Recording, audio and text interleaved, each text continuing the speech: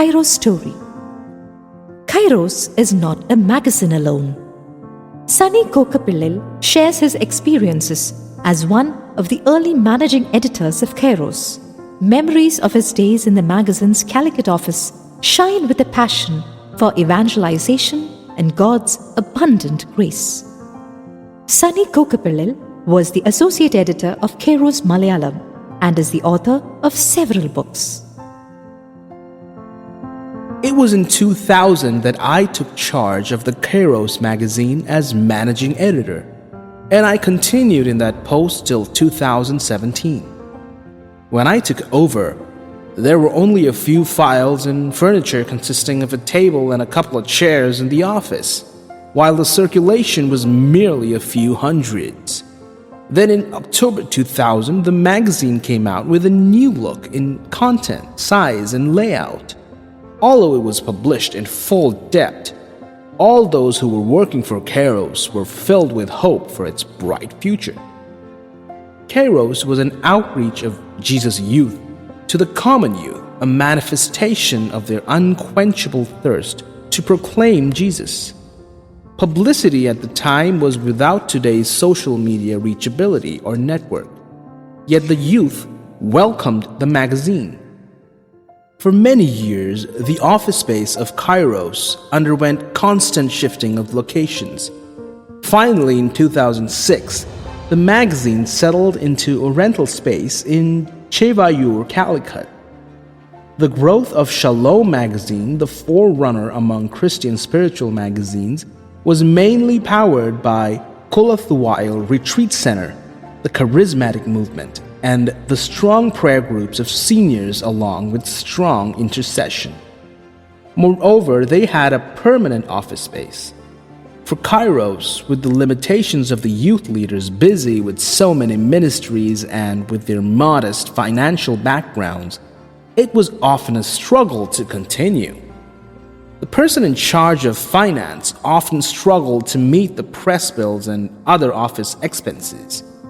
He had to borrow money from many people and on one occasion even had to pledge his own property for a bank loan to clear the debts. Funds came largely through the occasional JesusYouth conventions and programs. When then Chief Editor Mr. Renny Nyarakulam visited the Gulf countries, many JesusYouth leaders came forward to help us. Slowly, subscriptions began to pick up. And when the financial condition was stable, we were able to equip the office with the necessary computers and furniture. As the facilities and circulations increased, 7 to 8 employees were appointed. A strong prayer support was behind all this growth. The KAIROS team would gather frequently and pray fervently for a permanent office of their own, for Hindi and English editions of KAIROS, and even for a KAIROS channel. Content. Over time, we learned that the spiritual experiences of various JesusYouth published in KAIROS attracted the common youth.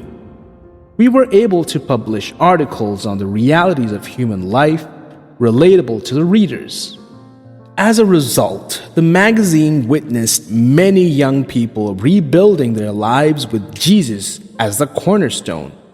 It is divine providence that the spiritual life foundation of many were laid after reading the God experiences of many JesusYouth. My column of 20 years, Vartha Vicharam, a critical review of contemporary social issues, has been well appreciated. Like all magazines, KAIROS also went through many experiments in content, evolving to its present stage. According to the changing era, the magazine also went through a reformation in style and printing. Now KAIROS has won a prominent place among the many Christian publications in Kerala. Other services. It was in 2011 that the office of KAIROS was shifted to Ernakulam. Until then, any JesusYouth coming to Calicut from anywhere in India would first visit the KAIROS office. It was their meeting place for long discussions and prayer. Several national-level charismatic leaders have visited the office many times. Continuous intercessory prayer was always present. Once a week, senior prayer group leaders came to the office for a day of prayer. Thus, both the youth and seniors sat together in union praising the Almighty. Even people residing quite far away were enthusiastic to come to the office for intercession.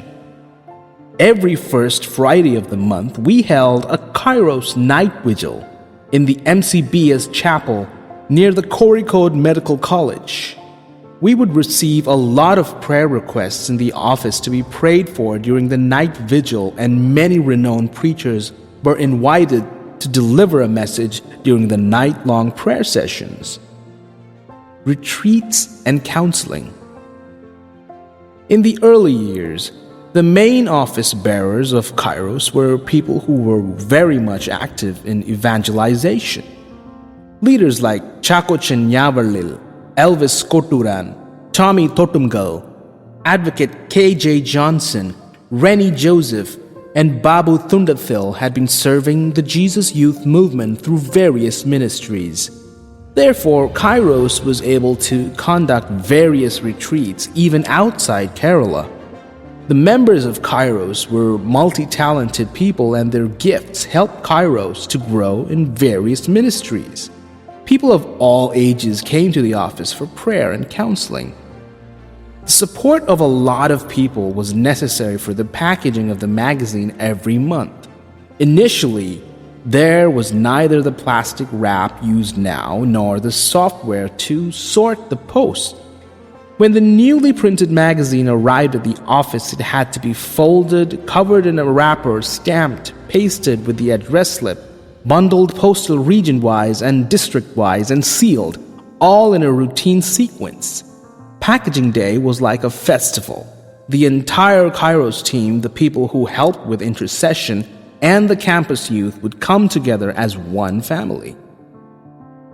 Kairos was able to publish many books such as Kaumarathinte Kanapurangal, The Hidden Side of Teenage Years, Ende Rajakumari Paranapoy, My Princess Flew Away, Amma Anne Angane Paranirino, Things Mummy Told Me Then, which were all sold out in thousands. For me, my own family and the Kairos family gave me the same feeling of homeliness. Both could not be separated. When I start to write about my experiences of managing the Kairos office, it seems endless. It is all through the grace of God that I have been able to associate with the growth of Kairos, from a few files to a fully equipped office, for 17 long years. The Good Samaritan. Kairos strived through all those years because of the tithe given by generous people, a decent share of which was shared with the needy in giving medical aid and paying the school fees of students. If any urgent need arose for a charitable act, many would immediately come forward and help us. My services in the Kairos office has helped me to grow both spiritually and personally. I treasure the strong friendships made with the great spiritual personalities of the church. The fact that I was a common visitor to POC and Emmaus was a blessing given by Kairos. Above all, I have been able to wipe away the tears of many youth through the abundant graces of Jesus. One of my greatest personal grievances came when the Kairos office was destroyed in the great floods of 2018. Many valuable books that Kairos owned and all its issues from the pilot issue, published in 1997, were all lost in the torrential rain. To sum up, it was always Kairos, a time of grace during Kairos' stages of growth. It grew step by step only through prayer. If money kept coming into its empty account, It was all because of the Hail Marys that echoed within the walls of Kairos' office. Without any first-hand knowledge about printing and publication, Kairos grew and blossomed over the years by the intense fire burning in a group of youth kindled by the Holy Spirit. When they encountered Jesus, they had to think of new ways of propagating His word. Kairos has unveiled another beautiful face of the church. I feel the seminary aspirants may be the most enthusiastic readers of Kairos because in the recent years, the magazine most revealed the pulse of the modern youth.